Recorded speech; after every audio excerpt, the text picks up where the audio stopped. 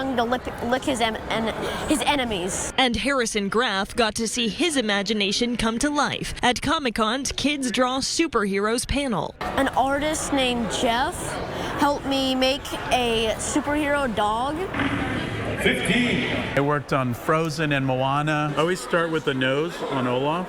That's Jeff Rancho, rattling off just a little bit of his resume. The artist grew up in the South Bay. I had a teacher, I remember making spaceships in his class, and he gave me my own little art show at the end of the year where I hung up these models, and that sort of gave me the confidence, like, wow, somebody really likes my art. Now living in Los Angeles, he's gone on to have an exceptional career in animation. The mastermind behind the beloved Frozen character, Olaf. And I was here as a kid, walking around, showing my portfolio, dreaming, and now I'm here telling kids you can do it. Jeff and other artists like Marty Davis from Del Mar showing us their skills up close and personal. There's a great piece of caricature advice I heard that is like, first of all, do you like the person? Luckily, he said he does. I feel like she looks better, but...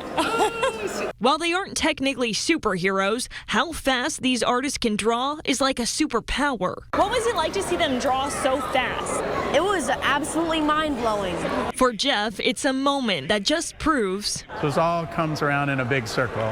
Reporting from ComicCon, Natalie Chuck, ABC 10 News.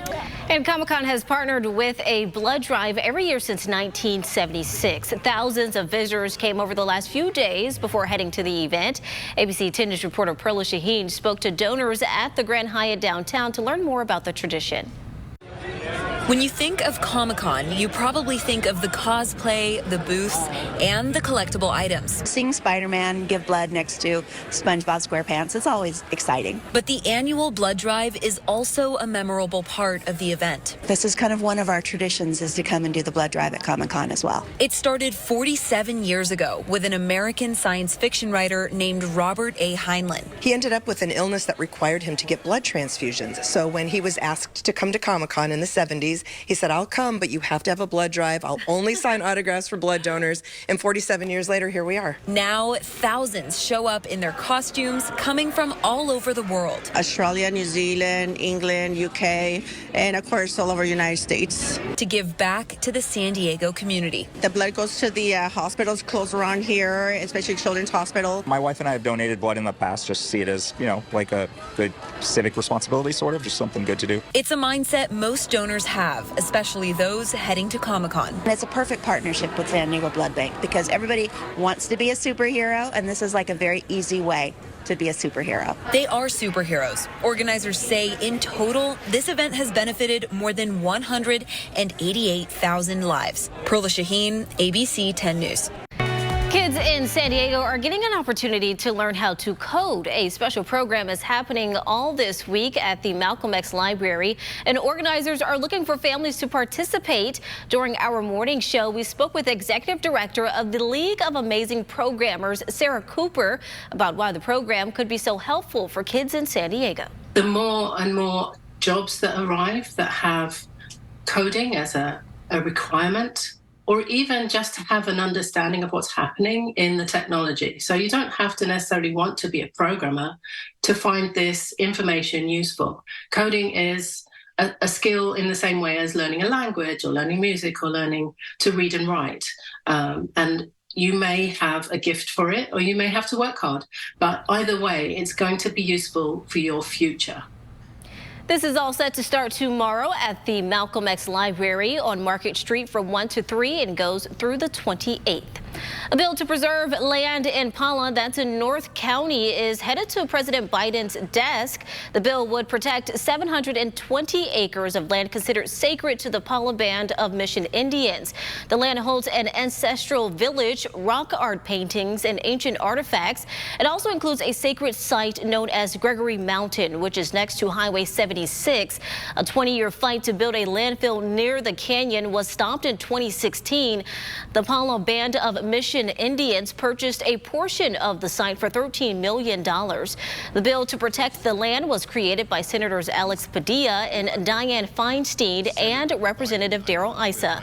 The bill passed in Congress this week with both sides of the aisle supporting it. A Good Samaritan going out of his way to find a lost wedding ring.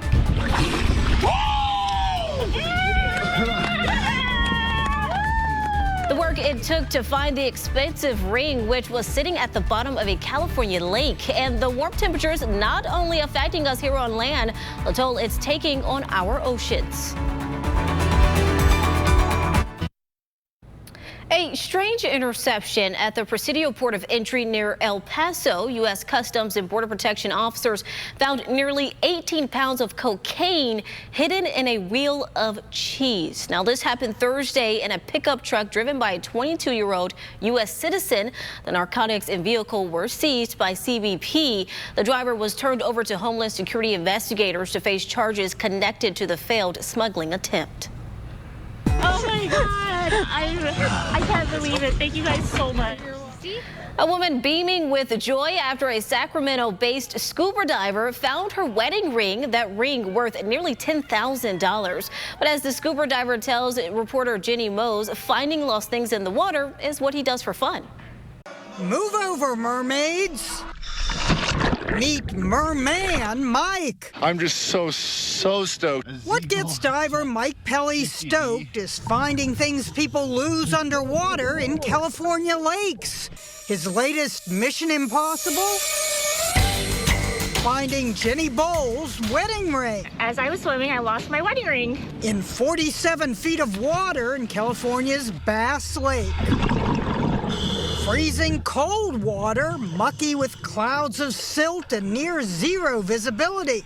Armed with a flashlight and a metal detector, Mike blindingly searched, giving himself a 2% chance of success, and yet there it was.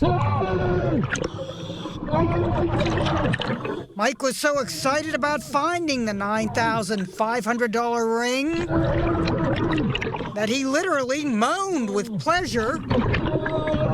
And when he surfaced, as for Jenny,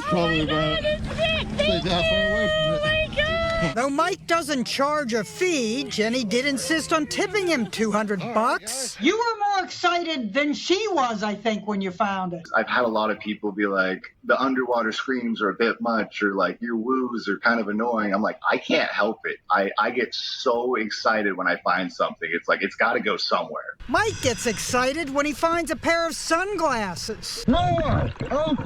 Or a phone, or the wheel from a 1908 Ford Model T that he keeps in what he calls his treasure room. His freakiest find?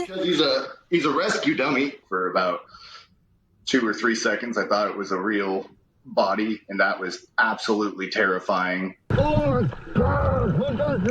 actually, park rangers at Lake Natoma told Mike, What is that? that Timmy the rescue dummy was lost during training. But for Merman Mike, recovering what goes down lifts his spirits up. Check it out.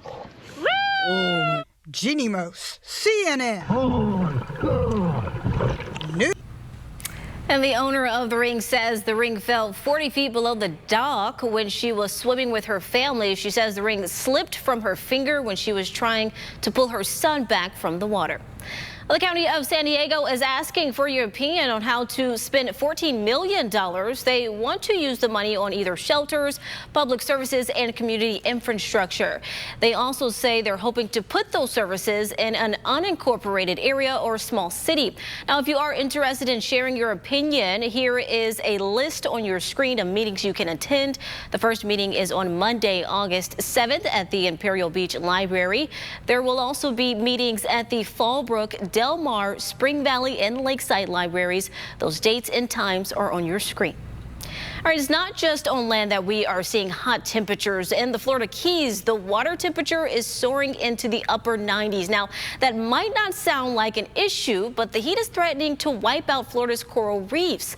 On Thursday, more than 40% of all global ocean temperatures were experiencing a heat wave, and you can see the impact. Some of the corals have changed color. They are now pure white. We need to take action to stop the warming of our planet, or else scientists like myself will just constantly be trying to keep up with it and keep us from losing species entirely.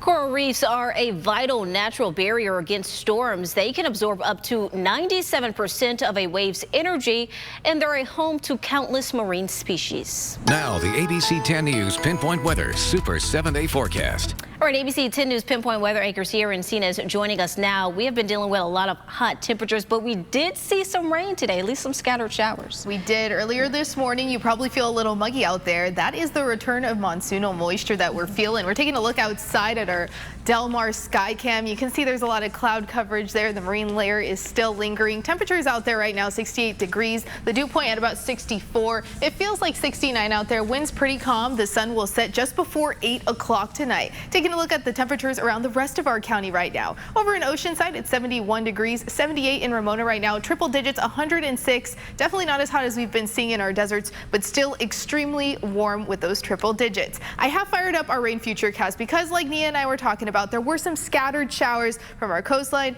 all the way to our desert communities. And the slight chance for thunderstorms will remain in effect until tomorrow. But today it's anywhere from 14 to a 21% chance in our mountain communities. And you can see it's really going to impact those communities in the afternoon hours tomorrow. But by Tuesday, things should dry up and we won't see that anymore. With those chances, we do have a marine weather statement in effect for isolated thunderstorms in our coastal waters that could bring lightning, gusty winds, and rough seas for those out there in our coastal waters. Now, as we take a look at our overnight lows, we're going to see things at 66 degrees along our coastline. Slight chance of thunderstorms still in place. Inland 67, in our mountains 70, and 86 degrees in our deserts with gusts up to 25 miles per hour. Now, as we take a look along our coastline over the next 7 days, we're going to see things in the mid to high 70s. Things are still hot, and just because we're not under those heat advisories doesn't mean that the heat is going anywhere anytime soon. As we take a look hour by hour tomorrow, as we make it out the door for work tomorrow, it'll be about 66 degrees. By lunchtime, 79. And by the time we head out for those nice sunset walks over at Sunset Cliffs, it'll be about 75 degrees. Heading into next weekend, we'll still see the mid 70s trending. In our inland communities, we are going to see 89 degrees forecasted tomorrow with that slight chance of thunderstorms. Now, with that slight chance of thunderstorms in our inland communities, it's probably anywhere from 10 to 15%. At 7 a.m. tomorrow, as you make it out the door for work, it'll be 68 degrees. By lunchtime, 88, and by dinner time, it'll be 81 degrees. Just so you can plan your day, plan out your outfits accordingly, and we'll see the lower 90s trend in our inland communities throughout the rest of the week. In our mountain communities, we will also see the 90s, but we will start to feel some relief by Thursday. We will see 89 degrees. And in our desert communities, we're still seeing the triple digits, but good news is we're not pushing 120 degrees like we were last week. Tomorrow, we're looking at a high of 111 with gusts up to 25 miles per hour.